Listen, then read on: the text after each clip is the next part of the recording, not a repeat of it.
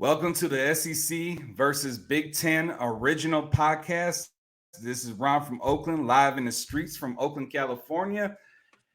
And back on the show from the ghosts of Christmas, we have Robert Lamar live in Los Angeles, California. What's going on, We sir? back. How you doing? I'm happy to be Oh, back in man. civilization. You know, hey, it's been Cupcake Week for week 0, 1, and 2. It's Cupcake Week with a drenched in, I believe, about 8 big games this whole 3 weeks. It's been about 8 big games. And the talk of the town is what the fuck is going on with Alabama and the SEC? And the talk of the town from the mainstream is almost as if Georgia is not the reigning national champion, as if Georgia isn't the reigning back-to-back national champion, as if Georgia isn't the last SEC team to dominate Alabama when it matters. And so because of the previous 15 years before Georgia, Alabama falling has basically put everyone else on notice. So Texas, Sarkisian, has been sober for 3 weeks so far in college football. And we have seen what sober Sark looks like on the sideline. It was actually, I was really impressed by the play calling.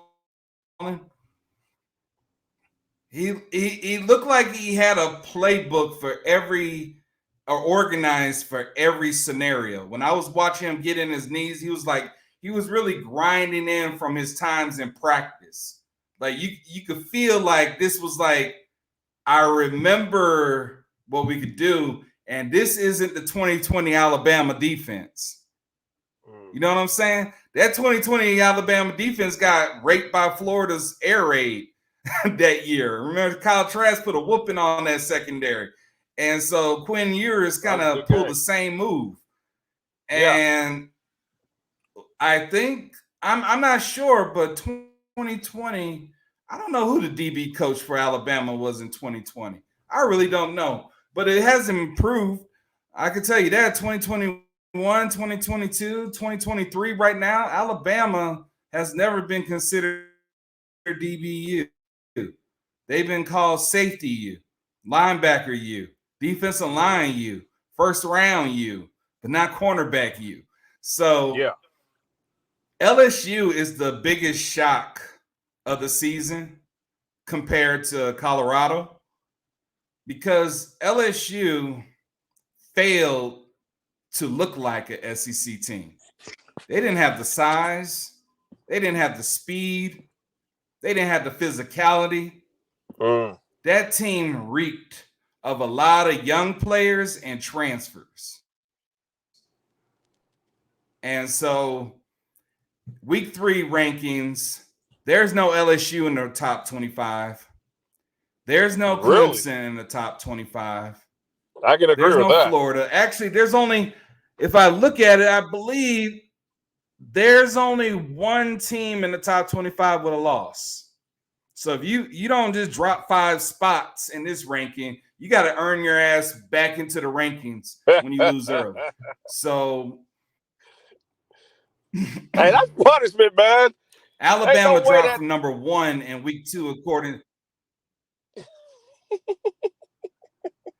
You got to play the schedule. So imagine if you're somebody like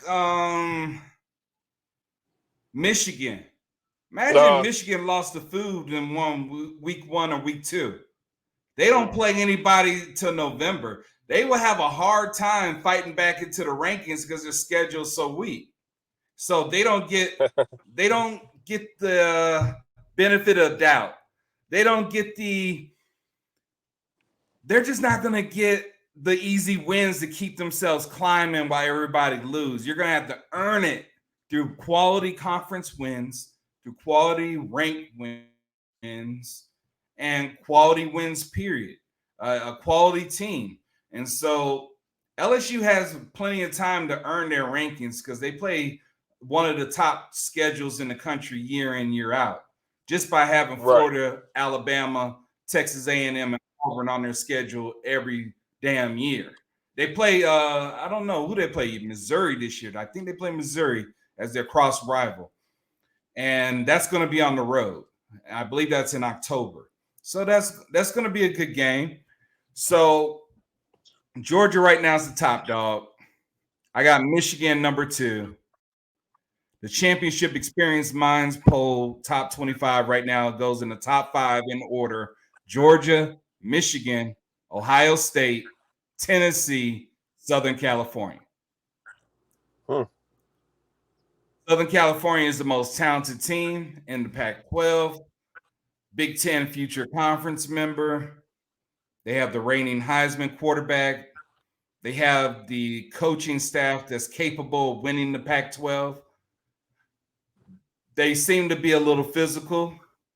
And so right now, they're the top dog in the Pac-12 until someone else says differently. I have Utah in the top 10 as well. So we're looking at number 6 through 10. I have Penn State at number 6, followed by Florida State, Utah, Texas, number 10, Notre Dame.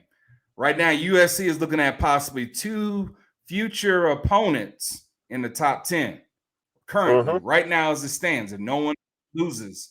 So that's a strong climb into the playoffs right now, because you still have Oregon, who I haven't mentioned yet, but they're in the next factor. So Texas is pretty high on a lot of people's polls. And you haven't heard me mention Alabama. Alabama has dropped out of the top 10 completely. They're the only team with a loss in the top 25 right now, and according to the championship experience minds poll, because they still have the strength of schedule to win out and win the SEC. Yeah. So that's why they're still there. And anybody else, they're going to have to prove it. Alabama has a resume where they're going to have to prove they're not a top 25 team. Especially when I think the worst year since 2009 has been 10-2. If 10-2 is your worst year, you're a top 25 team, no matter how bad you are. So Texas is in the top 10. They're ranked number 9. They didn't move up much. I feel like watching that game, as I analyzed the game, I'm going to be honest, it felt like Texas played their Super Bowl and Alabama was playing to hide their playbook. Like, they weren't going to risk their playbook to come back in the game.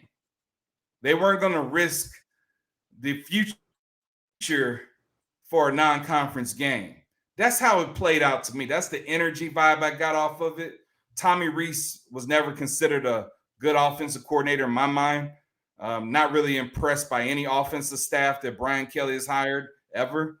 So he's not one of them. And that's just about as much as I'm going to talk about Alabama for the rest of the day. So at number 11, I got Washington. Washington has something to prove. Do you all play Washington this year? Yes, sir. At LA. How do you feel about it? I feel that Washington, I feel that they have the most talented wide receiver corps in the Pac-12. I like our guys, but I mean, the reason why I give them the edge because those guys have been together. They've been together. So, I'm not going to be biased and say that, transfers and continuity in just 1 year can just produce like an all-star team. You need continuity, man. So Washington has the best wide receiver corps in the Pac-12. They lost their running back, and they're not missing anything. I mean, the guy that they got to replace him is getting, he's looking good. So it's going to be one of those things that comes down to defense, and Washington does not have that. These aren't the Jimmy Lake coach Washington Huskies on defense, but their offenses can go toe-to-toe with anybody. And with it being in LA, I feel like we can actually pull that off on them. The only opponents that I'm worried about in the Coliseum is Utah. I'm worried about Utah. Utah can play anywhere. Even though we own Utah in LA, this Utah team's a little different. So I'm not gonna overlook them. I'm not going to overlook I have Utah at number 8, and the reason why I have them at number 8 so high, higher than most of the polls, is because I really saw a complete team when they beat Florida. They The problem with Utah is it's like college basketball. College basketball, you can have a full like Kentucky. You can have a team full of first rounders. They're all freshmen, sophomores, but if they play that experienced team that It's has over. like 7 seniors, It's over. 3 juniors, and a couple freshmen, it's gonna be And when a like, man, they just beat 25-year-old the crap sophomore. out of these boys. Yes, exactly. So that's what I saw Utah, because when I looked down there, when I looked at their roster, a lot of redshirt juniors, a lot of redshirt seniors, a lot of redshirt sophomores, a lot of experience. I don't even know how they're able to redshirt so many people and keep them so long and still recruit a class. It's Kyle Winningham is the longest reigning current head coach in the Division One Power 5. Yeah. And Yes. he's earned everything he's got. And so the reason why I don't have Florida State in the top 5 currently is because I have to see how they close out the month. I don't have LSU ranked anymore, so their win doesn't hold as much weight as the media is perceiving. So they have a ranked win over a currently ranked, unranked opponent.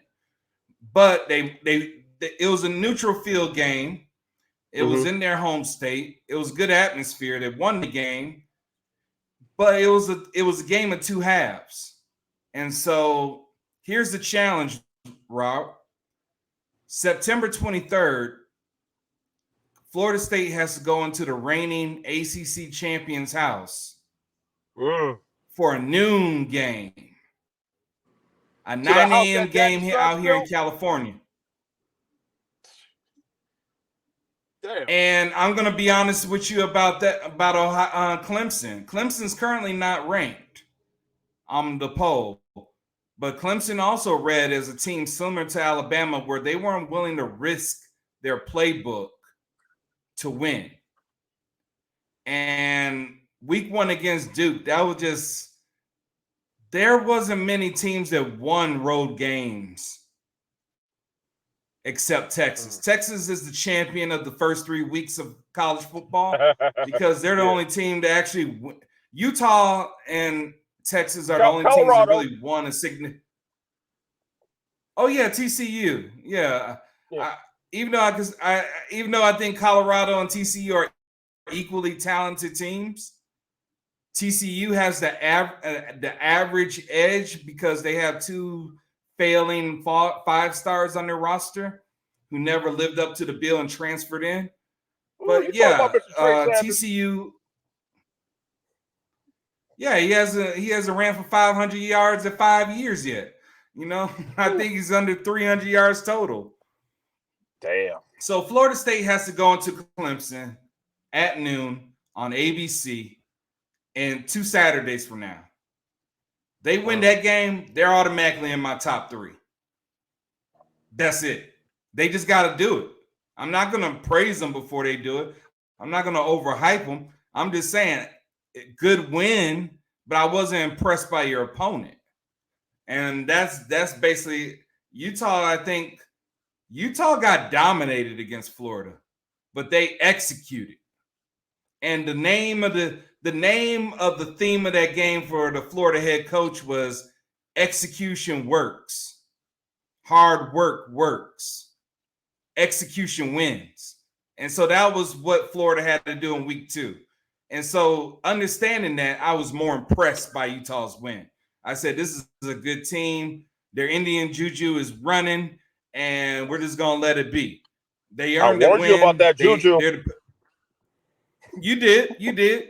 And I'm recognizing it, but I'm not giving any excuses. There's no excuses. Florida lost the game, but Utah impressed me by how well they played and how well they abandoned the absolute will to allow Florida to run the ball effectively. Like that was absolutely the most impressive thing I saw about Utah was how fast and physical they were at the line of scrimmage. Utah impressed me with their line of scrimmage play on defense. They attacked the ball. Their experience was shown. It was a high IQ football play. And so I saw good execution. I saw a good team. Now, the To your team I'm credit, telling you that's you have given Utah their respect for the last 2 years. We just didn't have a show to talk about it. But you've always, for the points that you're making about Utah now, you always have been making those points. Just to be fair to you. I'm going to be even more fair. I've been high on Utah since we hired Urban Meyer. Yeah, they ain't fell off.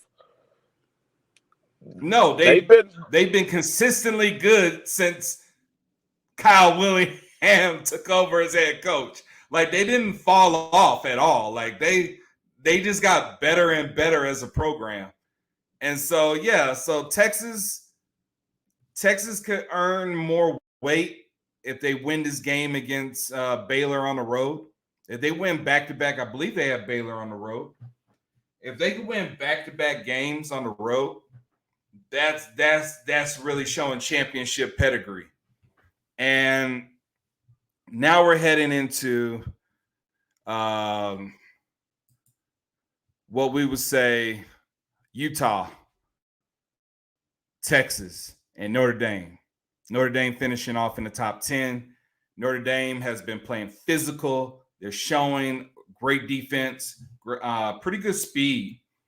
Sam Hartman's a veteran quarterback. A lot of good things to see. A lot of good things to see. Notre Dame has the schedule to really finish strong. And so Marcus Freeman has shown an excellent pedigree of coaching.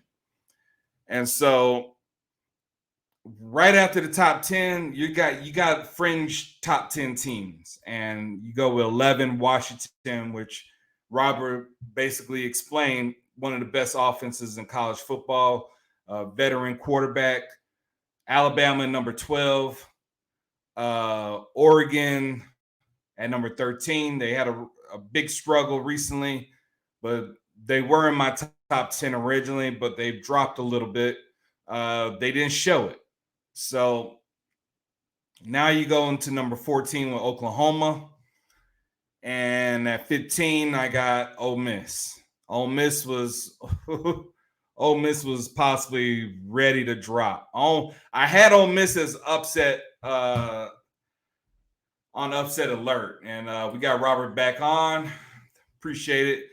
So as I was telling them, Notre Dame I thought was a really physical defense. They showed prowess. I think they have the schedule to match SEC pretty well. Washington at number 11 and 12 with Alabama. Oregon's on the fringe because they have underperformed. So they started in my top 10, but they dropped slightly because they have been underperforming. They didn't drop a lot, but they dropped slightly.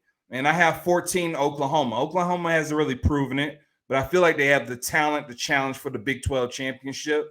I think they have an excellent quarterback coach, offensive coordinator in Levy. And I'm just giving them some love right now because I think they're a qualifying team in the Big 12. Right now, they're the second highest ranked team in the Big 12. 15, we close it off for Ole Miss. As like I said previously, but I just wanted to recap it with you. Ole Miss, I had them on an upset alert against Tulane. They end up playing Tulane's backup quarterback and still played a strong game, but they won it in the end. And at 16, we have Arkansas. KJ Jefferson might be the best quarterback in the SEC right now. Maybe not NFL quality, but he's still the best quarterback playing in the SEC right now. Number 17, North Carolina. They have a lot to prove still, but they've had a good opening start to the regular season by being preseason ranked top 25 South Carolina. So they moved up a lot from being ranked in the bottom of the 25. 18, Kansas State, reigning Big 12 champion. They still have to show a lot. I'd like to see if they could beat Texas or play them tough this year. How did they perform in their big games will define how their season goes forward. There's not much to talk about Kansas State right now. Colorado is sitting at 19. They were unranked in the preseason. They won at TCU. That was a ranked game. They won against a Big Ten opponent, which is a superior opponent according to the Pac-12. And they're doing it. They did it on the road and at home. They got a big game against the in-state rival Colorado State this week. They have the opportunity to meet Vegas preseason prediction of 3 wins. They were predicted to go 3-9 this year, and they're already at 3-0. So they're sitting high and mighty with room to move because they have a difficult Pac-12 schedule. So they're going to be playing some teams, and how they perform is how they're going to be ranked. Number 20 closing off, Duke. I got Duke at number 20. They need another win to move up, but that was an impressive win. They were unranked in the beginning of the season, and they beat a top 10 preseason ranked team at home. Top 21 to 25, we started with Mississippi State, who's playing LSU this weekend. Iowa, good game against Iowa State. Iowa State and Iowa was always a good classic game, good rivalry. Miami, impressive. Actually, outside of Colorado, Miami was the most impressive team when you look at what happened in 2022 and how they're playing this good this early, considering Middle Tennessee State, considering how they lost the food last year. Miami has a schedule where 9 regular season wins should be a bad year. That's the kind of schedule they have. Like they've never played a difficult schedule ever. Last time they really played a difficult schedule when they were independent, when they were opening the season against Florida. So that's been over 30 years. So that was impressive. I saw Crystal Ball play physical football. I saw them run the ball. I saw the quarterback execute. And it gives me credence to what I believe in, that if you want to change offensive coordinator, you need to have that offensive coordinator be a quarterback coach. And that's exactly what Miami has. So they got room to improve. They played Clemson. They played Florida State. They play North Carolina soon in a few weeks. So that's going to be a top 25 battle. And 24-25, we have Pac-12 members currently, future Big Ten, UCLA at 24, and Washington State at 25. That completes the 25 championship experience minds rankings. I'm counting Washington State, UCLA, Colorado, Oregon, Washington, Utah, USC, 7 ranked teams, the most of any conference. That's a reward for what I see on TV. I saw some good football from those teams, a good representation on the football field. And I'm not going to overreact on what I've seen in certain teams. But there's certain teams that I saw that I didn't see really anything good out of. And I'm gonna start in the SEC. South Carolina. I'm not sure if they win another game. They have Clemson, they have Georgia, they have Florida at home. They play Georgia this weekend, and that's a road game. I will be shocked if South Carolina could win more than 10 games. 10 points. If they could score more than 10 points, I'll be completely shocked. I don't think it's possible. I don't think they have the offensive aptitude to score more than 10 points against Georgia. The reason why South Carolina got beat down by Florida but turned around and beat Tennessee by 40 is because Tennessee doesn't run the ball. The Tennessee fans claim they run the ball, but they don't run the ball. And that's the problem. If you don't run the ball, South Carolina does not have an SEC caliber offensive line. I saw a non-SEC offensive line when I saw them play against North Carolina. North Carolina looked faster than them. They looked stronger. Gene Chizik, Florida grad, former head coach, national championship head coach at Auburn with Cam Newton. He's a really good defensive coordinator. He's a better defensive coordinator than he is a head coach. He was great on the SEC network. And he has I'm gonna say I think he's had a strong influence on Mac Brown on changing their culture from the strength and conditioning, and it showed on the football field. How North Carolina finished the season, we'll see. But I saw a lot of improvement, a lot of speed, a lot of strength that I've never seen in North Carolina, maybe since Lawrence Taylor days, and I was barely alive to see it. Um, but I say what the that's crazy it, part is, man. I'll say when Mac was there, when he had the Dre Bly, the Greg Ellis teams back in '98, that might have been the last time Yeah. you saw NFL caliber players. Okay. Okay, I'll take that. Yeah, Dre Bly. I remember playing with him on college football '98. What was that on the Yeah, PS1 or was that PS1 or was that Sega Genesis? I think it was PS1. PS I One, remember having PS1. yeah, PS1. Yeah, I remember playing with Dre Bly. You know, I wanted to play. I played a season with every team from every conference. so I'll give so you another now we fun fact have about South Carolina. How you said that they didn't really, you don't feel that they resembled an SEC team. Now USC. We have their running back from last year, Marshawn Lloyd, yeah, he and was their best running back last year. yeah, and he made a post before the season started that this was the best shape that he's ever been in his life, and he's never worked. He's never had to work so hard in his life. So you go to USC and you get in the work that you feel you should deserve.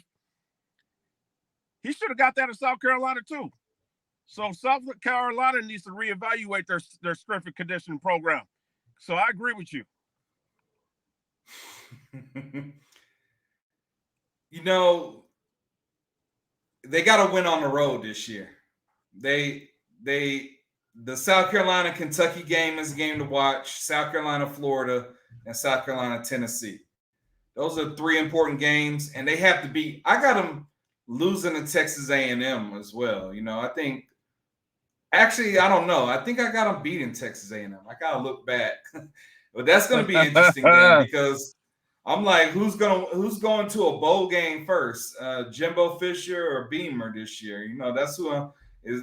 Will any of them win 6 games this year? That's going to be the talk. So Georgia looks like a team that's playing new players. That's it. They look solid. They look athletic. They actually look more athletic this year than they have in the past couple of years. They look faster, and that's not a good thing for me or a good thing for the rest of the SEC.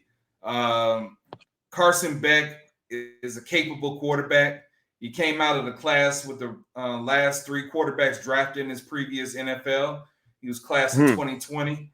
So he's been sitting behind Stetson Bitten and waiting his time. And they got a 5-star quarterback, Gunner Stockton, and he's sitting there waiting in the wings. So they're going to run the damn ball, but they don't have the running backs this year. So it's going to be interesting seeing how South Carolina and Georgia play this game. I expect Georgia to dominate, but I'll really be shocked if South Carolina could score more than 10 points. Like, people are talking about how I think they're talking about Rattler's stats and everything, but they don't run the ball, and they were playing food, bro.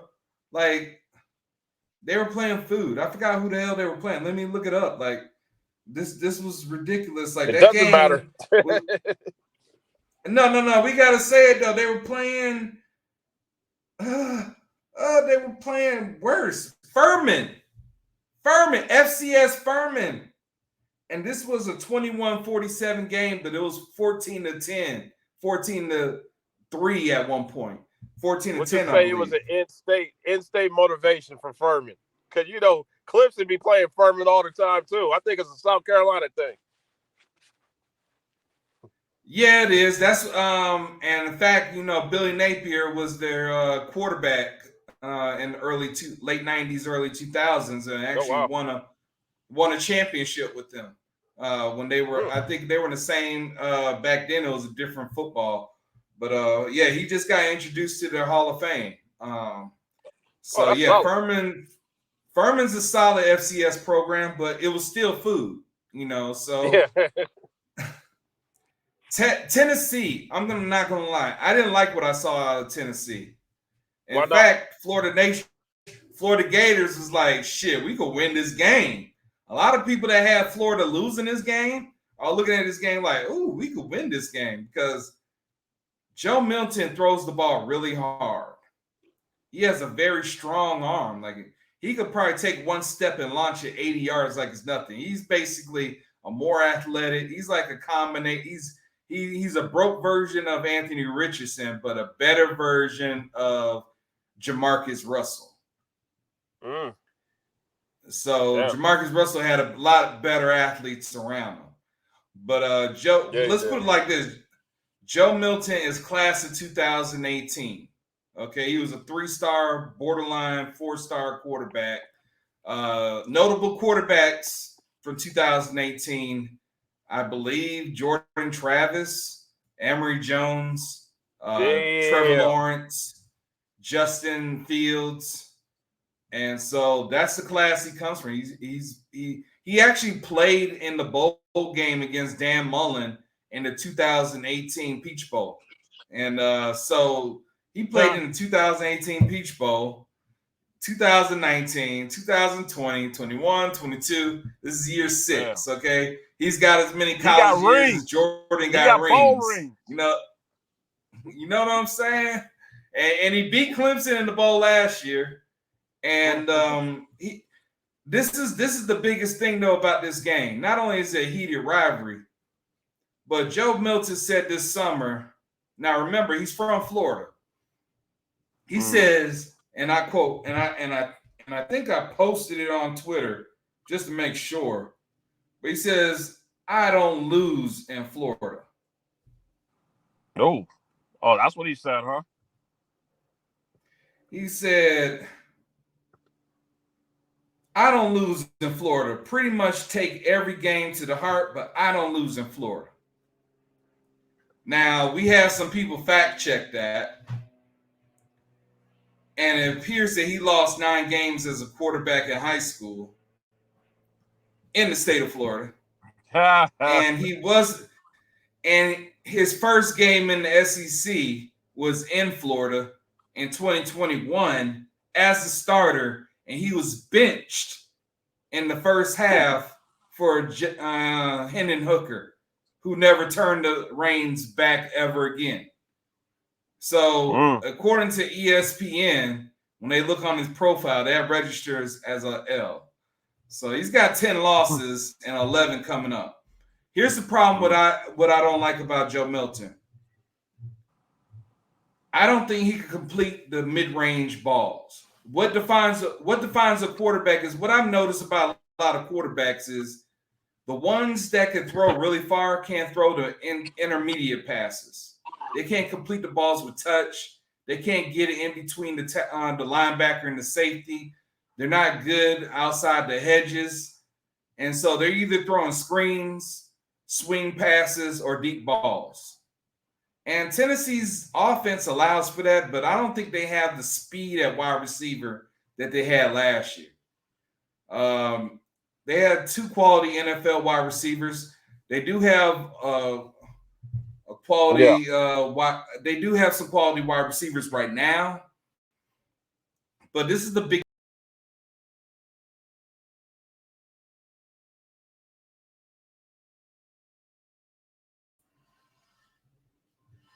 This is a big game this year. Excuse me, that was the wrong button over there.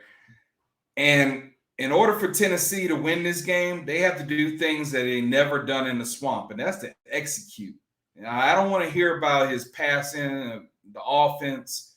You're going to have to, the team that runs the ball the most usually wins this game. You got to run the ball. You got to run the ball. And you got to stop the run because both teams are going to run the ball. Now, Tennessee has an advantage where you're going to have to account for the quarterback in the run. So, how is Tennessee going to perform? It's a wait and see. But personally, I didn't see enough in the first 2 weeks to say that you can just get by on basic execution and dominate. I think they tried that and they were struggling, and they had to mix in the bag a little bit to win and take over. And then once the momentum built, they revved the offense back down. And they were able to, it was easier to execute with a lead than in a tight ball game. So the tension was already there in week 2 at home against Austin Peay. Now week 1 they went to a neutral game. They played Virginia, which perhaps might be worse than Vanderbilt. So that's all you got. That's all you got. So that's a big game this weekend. Mississippi State, LSU. I don't even know what to expect from those teams. I don't know who's going to win that game. I don't know who can win that game. I expected LSU to win that game. So if Mississippi State pulls that game out, I already had them going 8-4. They can do really good for the year if they win this game. So we don't want to assume anything. We don't want to assume based off of last year. We don't want to go off of, what are they returning? How did the matchup happen last year? Because they're not playing the game in the same location from last year. It's not like the NFL where you get a home and a home away for every game you play division rival. So when you have that and you have a lot of lack of roster turnover like you do in college football, you could predicate on what you've seen in previous games. But those are the 3 big games, really. And the Big Ten, there's not many big games this year and this weekend. I think Penn State's the only big game of the week. I think they play Illinois. Shouldn't be any news out of there. And so it's a quiet week. And so we just wanted to wrap up the food weekend because we're getting into the big games. And so we should see what exactly we have going on for the rest of the year after this week. We should have a bigger feeling of what exactly we have in the SEC, in the Big Ten, Pac-12, Big 12, and the ACC. Currently, as you see the rankings, that's just how I feel like how they should. If you played them at a neutral field, would you be able to beat them in a neutral field right now? And I think these are the best teams as of right now. Next week, we're going to dive into it more based on what happens this weekend. And we're probably going to dive more into the Big Ten on the next episode. So this is Ron from Oakland, live from Oakland. I'm going to thank Robert for coming on the show. It's really a pleasure to have him. So we're just going to dive back in, excuse the technical issues. We're going to get better at this. But, hey, this is a passion right now. We want to get our content out there and share with you why we love college football. And hopefully you can enjoy what you read and what you see and what you hear from the original SEC Big Ten podcast. Check us out on Twitter, Original SEC versus Big Ten podcast. We're live in the streets of Oakland, signing out to you. Have a great one. Thank you, everyone. Talk to you later.